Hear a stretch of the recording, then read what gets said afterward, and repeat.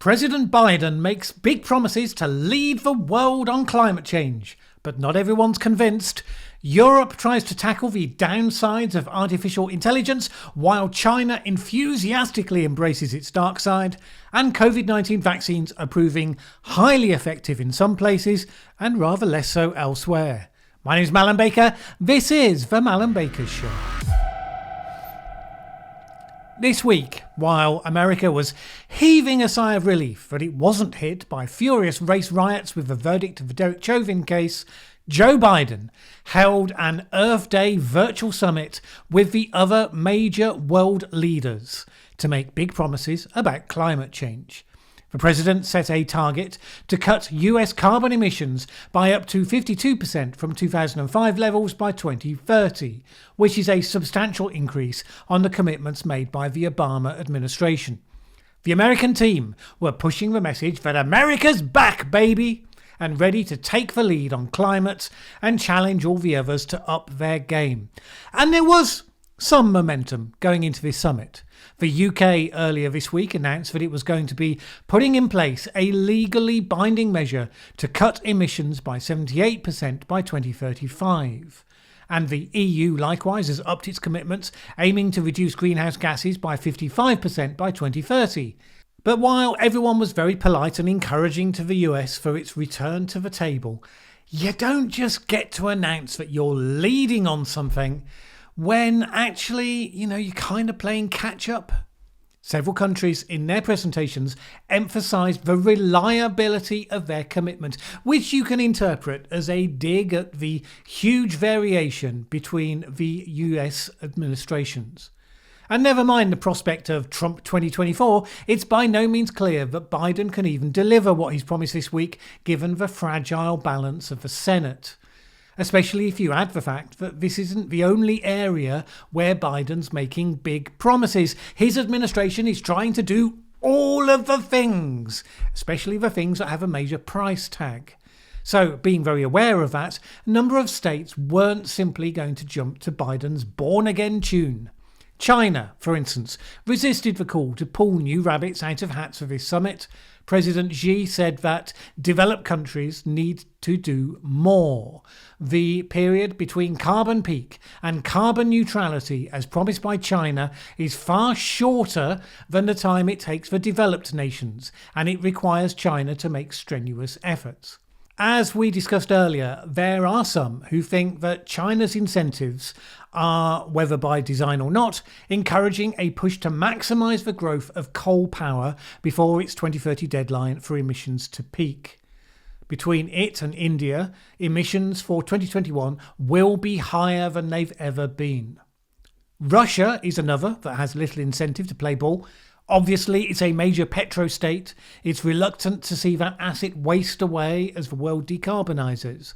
Indeed, President Putin made a somewhat startling claim that Russia, which is the fourth largest producer of carbon emissions, absorbs about 2.5 billion tonnes of carbon dioxide per year. It's fair to say that Putin's promise that Russia would significantly limit emissions by 2050 was not taken as one of the more reliable promises that were made around the table. There were some additional substantive commitments. Japan said that it would cut emissions by 46% by 2030, up from its earlier goal of 26%. Canada pushed its commitment to reductions from 30% to between 40 and 45%.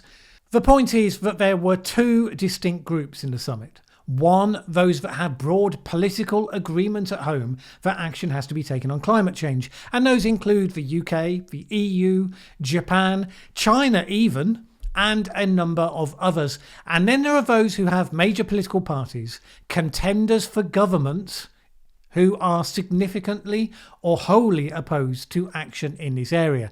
And that includes Canada, Australia, and of course the United States. President Biden is going to try to sell his action plan to the nation in an address to Congress next week. His problem is that because of the legislative gridlock, the focus for Democrat presidents wanting to make their mark inevitably comes down to huge spending bills. because a spending bill may be able to get past a filibuster in a way that other things can't, and then you end up with these massive things where you get a complete mishmash of everyone's wish list thrown into the mix. The $2 trillion package that's at the heart of Biden's climate plan is supposedly for infrastructure. Some of it even is. But there's a whole lot of opportunist padding in there. Some highly creative redefining of what counts as infrastructure. So, for instance, tens of billions go towards home, health and elderly care. May well be something that needs funding. It's not exactly infrastructure. Republicans have taken advantage of the gulf between what the bill's supposed to do and all the things that it actually does by putting forward a rival proposal worth nearly $600 billion, which we didn't used to think was small change. And that bill deals with just infrastructure. Repairing roads, bridges, highways, airports and public transport. No electric vehicle investments, no social safety net spending. And while that initiative may just be political chess playing, it has power because of the underlying truth. Such wide-ranging bills are not a good answer to the question how you get something practically done, even a big thing. And it's not obvious that it's an answer to the challenge of how to decarbonise an economy while keeping it thriving and healthy, which is the exam question if you want to keep popular support. The UK has had the luxury of getting a competent team to put together the roadmap of how you might do this, and it relies on a mix of cash, regulation and schemes to attract private sector investment. It's not perfect. There's a little ideological shade thrown into it, as I've discussed here before, but it's mostly pragmatic and realistic. Could you produce such a thing for the US? Possibly. Ideologies are more strongly invested in the institution, so that's a barrier. And Biden's left-leaning Democrats simply prefer big spending solutions compared to Boris Johnson's right-leaning Conservatives, which is one reason why you might hope that Republicans would decide to fill the vacuum by tackling the issue seriously and rescuing it from the left ideologues of the moment. House Republicans, led by Minority Leader Kevin McCarthy, have rolled out their own climate change platform this week, made up of more than 30 bills focusing on innovation, modernising energy infrastructure, amongst other things. Whether that becomes a settled and committed part of the Republican platform rather depends on the wider battle for the heart and soul of the party that's currently ongoing. The odds of moderates versus Trump supporters are surely at least as bad as those of Biden getting Senate agreement on his expensive climate bill. So, it's not surprising that the attitude of other world leaders to Biden's climate promises is, yeah, let's wait and see. In a minute, we'll get to some of the rest of the week's news, but first, it's deja vu all over again, at least if you saw last week's video, because the question is, can Bitcoin ever be green? And indeed, does it have a future as a mainstream currency? Which is the video I was going to launch on Wednesday this week, but that got bumped because of the Chauvin trial verdict. Last week, the cryptocurrency exchange Coinbase made its stock market debut. It went high, has been drifting down since, but at the time of shooting this was still sitting at a value of $58 billion.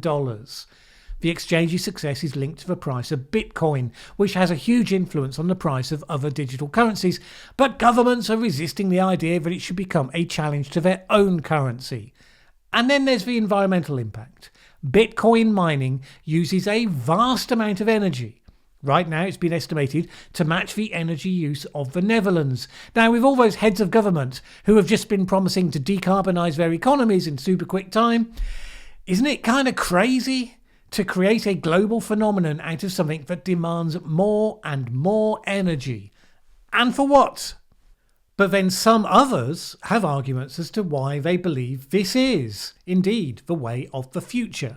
There are some who argue that Bitcoin can actually be a valuable part of the green energy transition. What's the truth of it? Why should we care? That's what I'll be looking at in the video to go live on this channel on Monday next week at 7 p.m. UK time. Join me then. In the UK, the news has been full of the excitement around the announcement and then the collapse of a proposed soccer super league. I will now give all the time and detail I feel that this crucial issue deserves. Okay, sorry that dragged a bit.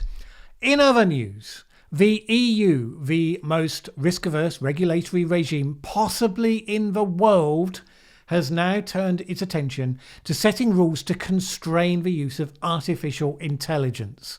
It aims to ban the social credit surveillance system as being used by China. It also aims to tackle algorithm bias, including hiring mechanisms that systematically downgrade women's professional profiles, and facial recognition technology that struggles to handle racial differences.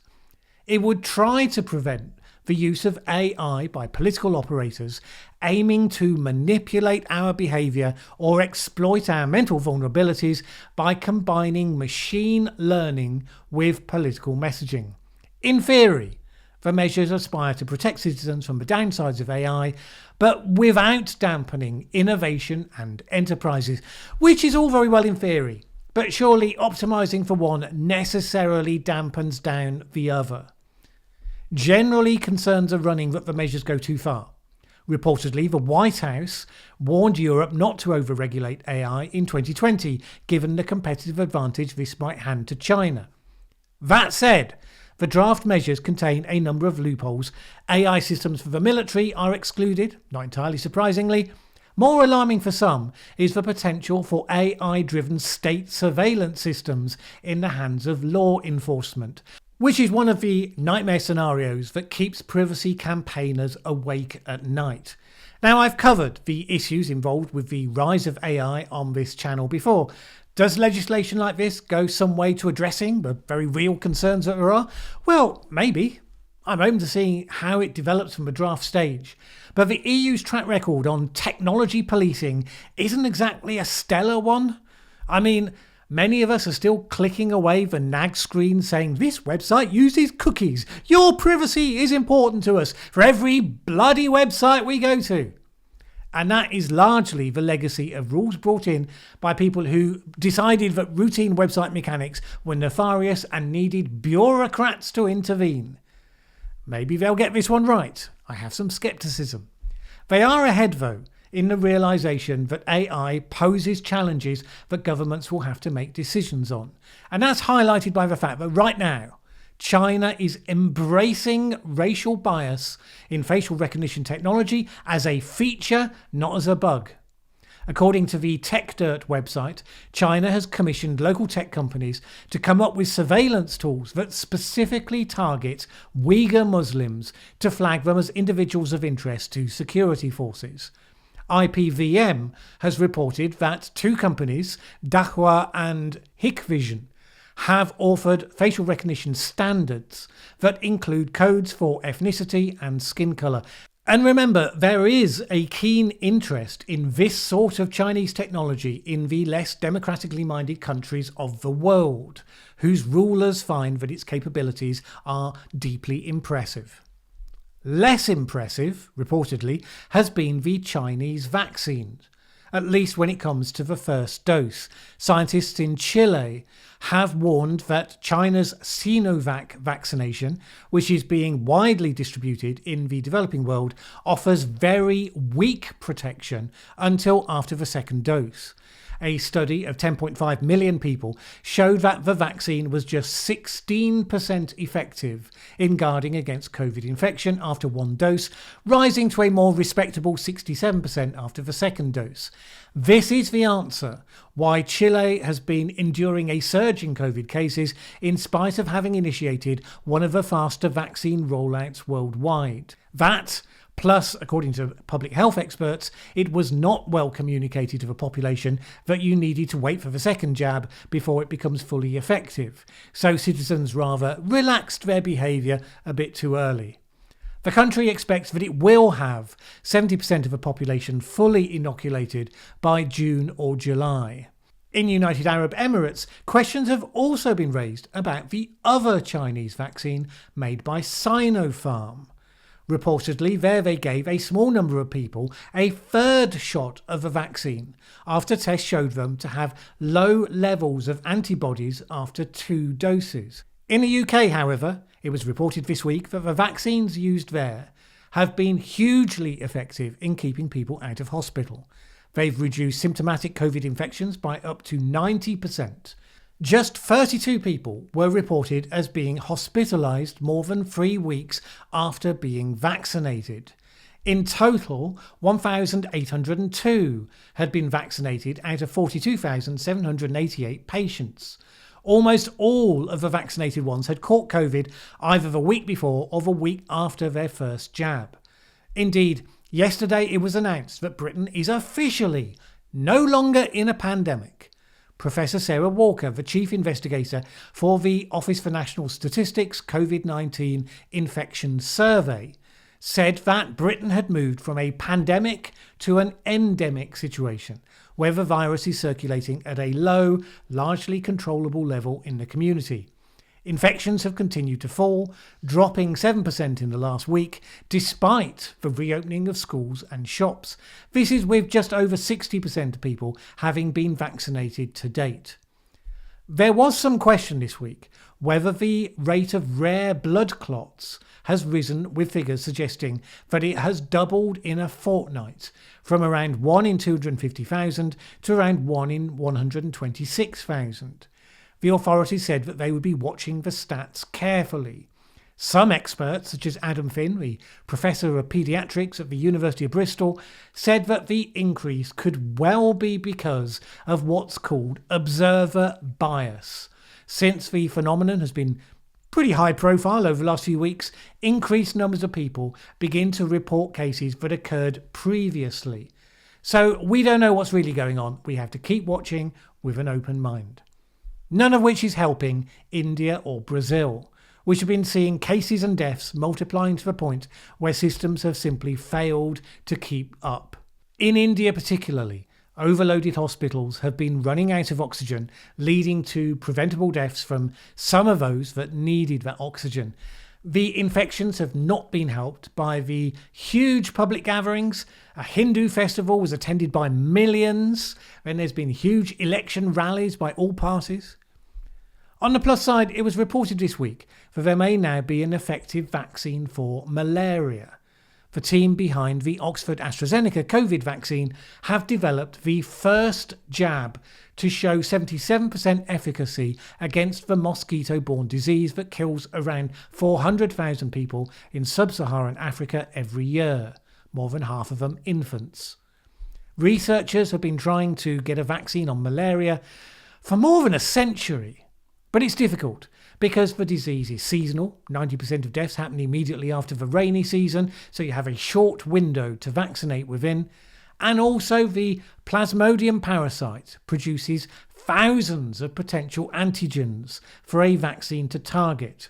For reference, SARS-CoV-2 produces just 12. Antibody levels have to be much higher to produce an immune response. And it's never been helped by the fact, and this is the brutal reality of a market-driven health sector, there's just not much money in solving complex diseases that target exclusively poor people. Various companies like GlaxoSmithKline did carry out work on malaria as a gesture of social responsibility, but the budgets available for those sorts of projects were necessarily constrained. So, a breakthrough in this area is pretty good news. Now, in a minute, we'll get to responding to some of the comments and then the final thought for the week. But first, it's time for another Q&A episode. I've invited Patreon supporters to give questions. They'll get priority for this one way for me to say thank you. But I'll try to cover as many additional questions as I can. So if there's something that you'd like me to talk about, post it in the comments below. Start your question with the word question in all caps, so even I can't miss it. Shorter questions rather than essays are more likely to be picked. Interesting questions rather than highly technical ones, likewise. Let me know what you think, and then join me here for the video going live on Wednesday, 28th of April at 7 p.m. UK time. See you then. In reply to my video on the Derek Chauvin trial verdict, I got this question. Mallen, Where do you stand on the triple charge tactic, which was almost certainly designed to maximise the likelihood of a conviction, any conviction, but also effectively meant he was charged 3 separate times in 3 slightly different ways for the same offence? What effect do 3 convictions for the same offence have on sentencing, and where's the ethics in a triple charge sentence outcome? Excellent question. And yes, the purpose of bringing all 3 charges was the prosecution hedging their bets, bringing the most extreme charge, one they really wanted, but then having lesser charges in reserve if that one didn't hold. If a jury, as in this case, decides, for whatever reason, to go for an all-of-the-above verdict, then you end up with multiple charges for the same act, which is not ideal and generally is discouraged. The appeal court could decide to throw out one or more of the charges, although I wouldn't place bets on that being the outcome. In principle, it doesn't matter that much. If the charges arise from the same act, then they should be sentenced separately, but to run concurrently. So it's only really the longest sentence that is relevant. In theory, we know that since Chauvin had no criminal history, he would receive a 12.5-year sentence for the top charge, following Minnesota's sentencing guidelines. We also know that the prosecution intends to push the case that there are aggravating factors that mean that Chauvin should serve a longer sentence. It could theoretically be as long as 40 years for second-degree murder. But that isn't about adding penalties because of the 3 separate convictions. That is not a factor in making that decision. Personally, I don't mind the multiple charges on the basis that you leave it to the court to find for the highest appropriate charge, providing that indeed you're not multiplying sentences for the same act. If you had a charge which was, say, the maximum sentence was 20 years, and then they added a second charge for exactly the same act, and then used that as a loophole to extend the sentence by another 10 years, obviously that would be highly unethical. My understanding is that's not what's proposed here. I'm not a lawyer. As always, you should not take legal advice from YouTubers. Okay, I had another comment on the video about the Guardian article on sea level rise. Comments like demonstrably true, and then you quote from the NOAA statement of the Environment Report, and then state, so that's true, make me suspicious of your impartiality. Your childlike naivety is touching, but you've obviously not worked with scientists in the public service enough. Lazy, lazy, lazy. I mean, seriously. That's a category of comment which is just studied cynicism, which excuses you from having to deal with any data that you find inconvenient, and likewise excuses you from having to specify evidence to support your cynicism. This was in response to a comment in that video where, in amongst the things in the Guardian article that I pointed out were not consistent with the data, I was noting the things that were consistent with the data. And the one I was referring to at that point was the warming that has taken place in the oceans. There are multiple studies confirming that data. I've not seen skeptics seriously dispute it. You make yourself stupid if at the mention of any public agency like NOAA, you just roll your eyes and take it that your cynicism somehow counts as an argument.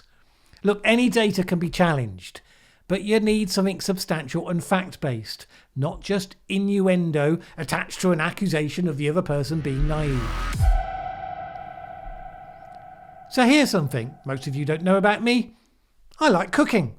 Even living on my own through the solitary confinement of lockdown Britain, I've been happily cooking for myself. I've had a number of staple dishes over the last few months. Spaghetti puttanesca, which is rich tomato with olives and capers and anchovies. Chicken chow mein and chicken fried rice. A quick lunch full of umami goodness, miso soup. Although I'm still not entirely sold on tofu, to be honest. Pork mince cooked with gochujang, a Korean chili paste with rice noodles. Homemade hummus with pita bread, Mexican quesadilla. Now, you may listen to all of that and ask yourself, hang on a moment, Mallen's a Brit. Where's all the British food? His staple dishes seem to be Italian and Chinese and Japanese and Mexican and Korean and Greek. And you could add to that French and Lebanese and American and Indian, by the way. Isn't that cultural appropriation? And isn't that supposed to be a bad thing these days? I'm hoping that of all the woke encroachments on modern culture, the nonsense about cultural appropriation will be the first to disappear. Because it is nonsense. Every culture changed through history because of influences from elsewhere.